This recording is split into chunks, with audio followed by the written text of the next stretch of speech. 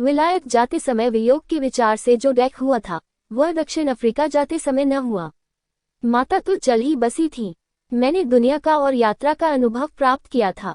राजकोट और बंबई के बीच तो आना जाना बना ही रहता था, इसलिए इस बार वियोग केवल पत्नी का ही देखदाई था। विलायत से आने के बाद एक और बालक की प्राप्ति हुई थी। हमारे बीच के प्रेम में अभी विषय भोग का प्रभाव तो था ही, फिर भी उसमें निर्मलता आने लगी थी। मेरे विलायत से लौटने के बाद हम दोनों बहुत कम साथ रह पाए थे, और शिक्षक की तरह मेरी योग्यता जो भी रही हो, परंतु मैं पत्नी का शिक्षक बना था, इसलिए और पत्नी में जो कई सुधार मैंने कराए थे उन्हें निभाने के लिए भी हम दोनों साथ रहने की आवश्यकता अनुभव करते थे। पर अफ्रीका मुझे अपनी तरफ खींच रहा था। उसने वियोग को सह्य बना दिया। 1 साल के बाद तो हम फिर मिलेंगे ही न। पत्नी को ये कहकर और सांत्वना देकर मैंने राजकोट छोड़ा और मैं बंबई पहुंचा। मुझे दादा अब्दुल्ला के बंबई वाले एजेंट के जरिए टिकट खरीदना था, पर स्टीमर में कोई केबिन खाली न थी। हालत ये थी कि अगर इस मौके को चूक जाता तो मुझे 1 महीने तक बंबई की हवा खानी पड़ती। एजेंट ने कहा, हमने कोशिश तो बहुत की पर हमें टिकट नहीं मिल सका। आप देख में जाएं तो जा सकते हैं। भोजन की व्यवस्था सलून में हो सकेगी। वह जमाना मेरे लिए पहले दर्जे की यात्रा का था। क्या बारिस्टर डक का यात्री बन कर जाए? मैंने देख में जाने से इनकार कर दिया। मुझे एजेंट पर शक हुआ। मैं यह मान न सका कि पहले दर्जे का टिकट मिल ही नहीं सकता। एजेंट की अनुमति लेकर मैंने ही टिकट प्राप्त करने का प्रयत्न किया। मैं स्टीमर पर पहुंचा, बड़े अधिकारी से मिला। पूछताछ करने पर उसने सरल भाव से उत्तर दिया, हमारे यहाँ इतनी भीड़ शायद ही कभी होती है, पर इस स्टीमर से मोजाम्बिक के गवर्नर जनरल जा रहे हैं, इससे सारी जगहें भर गई हैं, तो आप मेरे लिए किसी तरह जगह निकाल ही नहीं सकते। अफसर ने मेरी तरफ देखा, फिर वह हंसा और बोला, एक उपाय है। मेरे केबिन में एक बर्थ खाली रहती है, उसमें हम यात्री को नहीं लेते, पर आपको मैं वह जगह देने के लिए तैयार हूँ।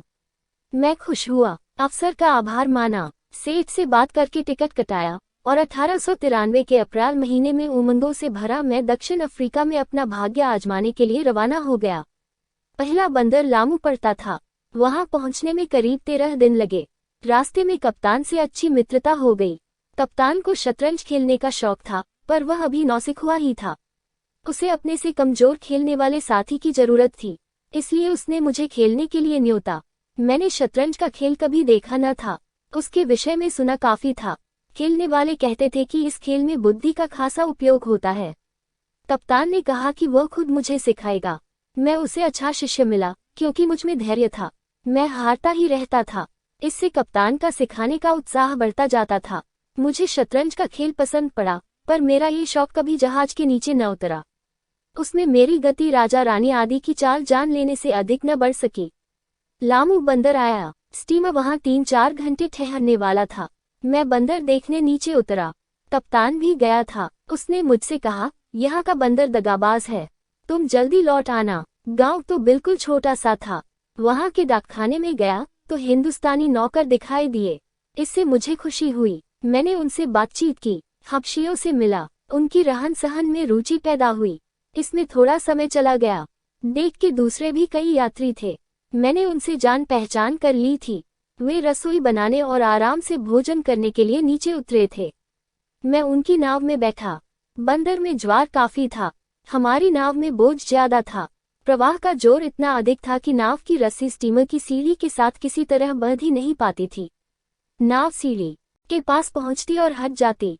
स्टीमर खुलने की पहली सीटी बजी। मैं घबराया। कप्तान ऊपर से देख रहा था। उसने स्टीमर को 5 मिनट के लिए रुकवाया। स्टीमर के पास ही एक छोटी सी नाव थी।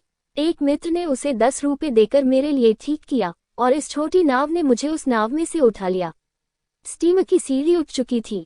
मुझे रस्सी से ऊपर खींच लिया गया और स्टीमर चल दिया। दूसरे यात्री रह गए। कप्तान की दी हुई चेतावनी का अर्थ अब मेरी समझ में आया। लामू से मुंबासा और वहां से जंजीबार पहुंचा। जंजीबार में तो काफी ठहरना था, 8 या 10 दिन। वहां नए स्टीमर पर सवार होना था। मुझ पर कप्तान के प्रेम का पार न था। इस प्रेम ने मेरे लिए उल्टा रूप धारण किया। उसने मुझे अपने साथ सैर के लिए न्योता। एक अंग्रेज मित्र को भी न्योता था। हम तीनों कप्तान की नाव पर सवार हुए। मैं इस सैर का मर्म बिल्कुल नहीं समझ पाया था। कप्तान को क्या पता कि मैं ऐसे मामलों में निपट अजान हूँ। हम लोग हबशी औरतों की बस्ती में पहुंचे। एक दलाल हमें वहां ले गया। हम में से हर एक कोठरी में घुस गया, पर मैं तो शर्म का मारा वहां गुमसुम ही बैठा रहा। बेचारी उस स्त्री के मन में क्या विचार उठे होंगे, सो तो वही जाने। कप्तान ने आवाज दी। मैं जैसा अंदर घुसा था वैसा ही बाहर निकला। कप्तान मेरे भोलेपन को समझ गया। पहले तो मैं बहुत ही शर्मिंदा हुआ, पर मैं ये काम किसी भी दशा में पसंद नहीं कर सकता था, इसलिए मेरी शर्मिंदगी तुरंत ही दूर हो गई और मैंने इसके लिए ईश्वर का उपकार माना कि उस बहन को देखकर मेरे मन में तनिक भी विकार उत्पन्न नहीं हुआ। मुझे अपनी इस दुर्बलता पर घृणा हुई कि मैं कोठरी में घुसने से ही इनकार करने का साहस न दिखा सका। मेरे जीवन की ऐसी ये तीसरी परीक्षा थी। कितने ही नवयुवक शुरू में निर्दोष होते हुए भी झूठी शर्म के कारण बुराई में फंस जाते होंगे। मैं अपने पुरुषार्थ के कारण नहीं बचा था। अगर मैंने कोठरी में घुसने से साफ इनकार किया होता तो वह मेरा पुरुषार्थ माना जाता। मुझे तो अपनी रक्षा के लिए केवल ईश्वर का ही उपकार मानना चाहिए, पर इस घटना के कारण ईश्वर में मेरी श्रद्धा बढ़ी और झूठी शर्म छोड़ने की कुछ हिम्मत भी मुझ में आई। जंजीबार में 1 हफ्ता बिताना था, इसलिए एक घर किराए से लेकर मैं शहर में रहा। शहर को खूब घूम घूम कर देखा। जंजीबार की हरियाली की कल्पना मलाबार को देखकर ही हो सकती है। वहां के विशाल वृक्ष और वहां के बड़े बड़े फल वगैरह देखकर मैं तो दंग ही रह गया। जंजीबार से मैं मोजाम्बिक और वहां से लगभग मई के अंत में नेटाल पहुंचा।